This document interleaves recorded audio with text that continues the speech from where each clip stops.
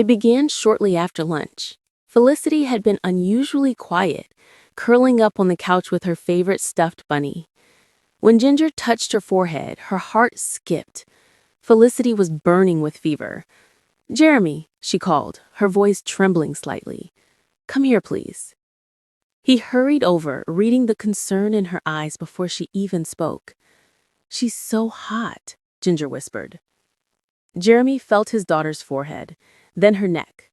"We should keep an eye on it," he said calmly, though worry clouded his features. They gave her water, tried to cool her down, and checked her temperature every hour. But by late afternoon, Felicity's breathing had become shallow, her cheeks flushed deep red. "Mommy, my chest hurts," she whispered weakly. That was all it took. Panic surged through Ginger's veins. She grabbed her daughter's hand and looked at Jeremy. "We're going to the hospital, now." Racing through the night. The drive to the emergency room felt endless. Jeremy sped through the quiet Los Angeles streets, his mind flashing through worst-case scenarios.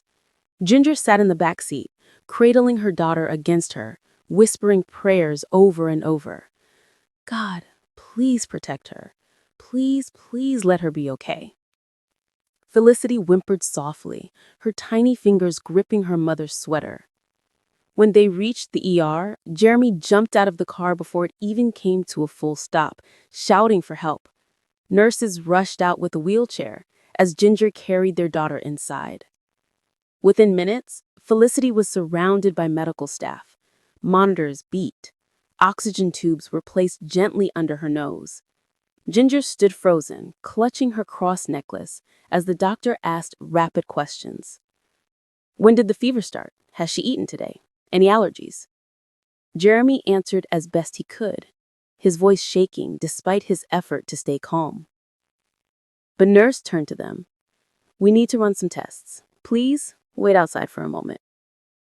And just like that, the doors closed, leaving Ginger and Jeremy in the sterile, too bright hallway with nothing but their fear. Waiting in the unknown. The waiting room was nearly empty, but to Ginger, it felt suffocating. Every second felt like a lifetime.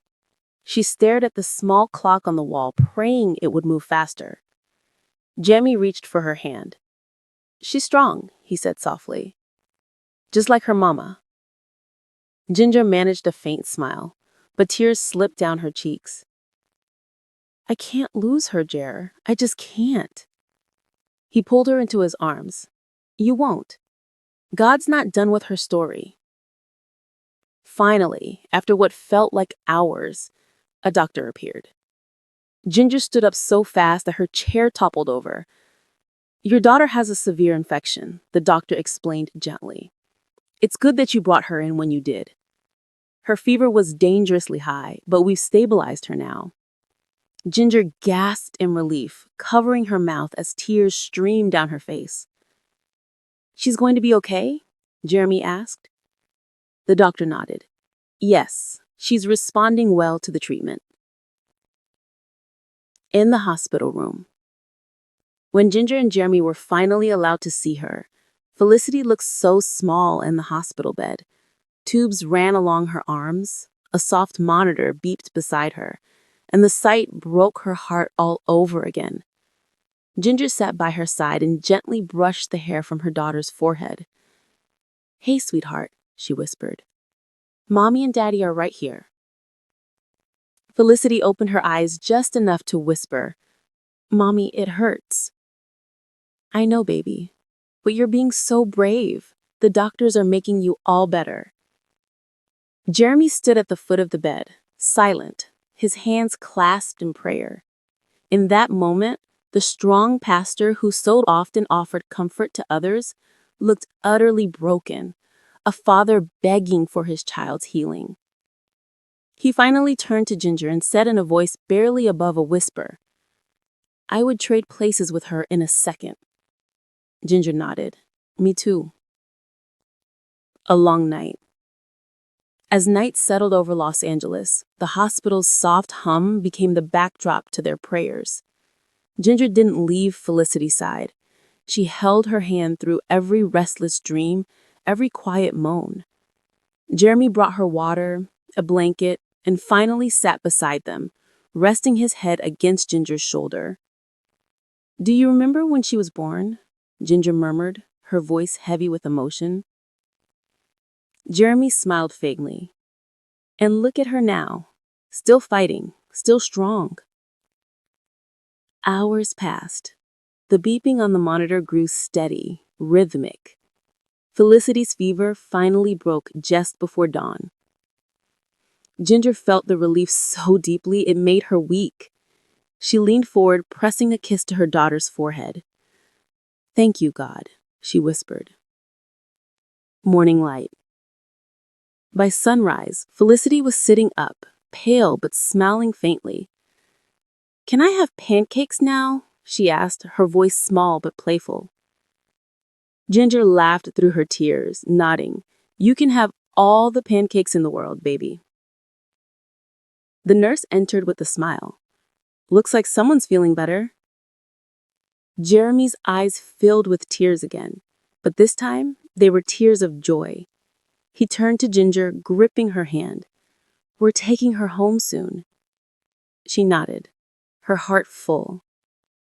"And maybe we'll slow down a little. Appreciate every second." Jeremy smiled. "That's the plan." Home again. That afternoon, the family returned home. The house, once filled with panic, now felt sacred, every corner a reminder of grace and answered prayers. Felicity lay curled on the couch, wrapped in her favorite blanket, while Evangeline toddled nearby, trying to make her sister laugh. Ginger sat beside Jeremy, resting her head on his shoulder. "I never realized how fragile everything can feel," she said softly. He wrapped an arm around her. "It makes you thankful for the little things. Laughter, hugs, even late-night prayers." Ginger nodded, her eyes glistening. "Especially the prayers." Later that evening, she opened her journal and began to write. Not for social media, not for publicity, but for her own heart. "Last night reminded me that life is precious and unpredictable. But even in fear, God was near.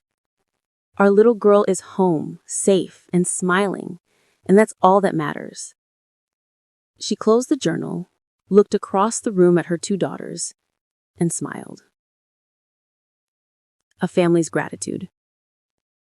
As night fell again, the Vullios gathered for a quiet family prayer.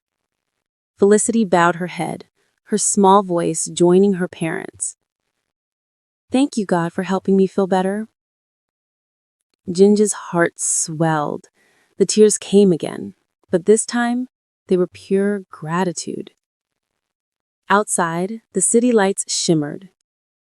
Inside, faith, love, and the miracle of another ordinary night wrapped around them like a promise.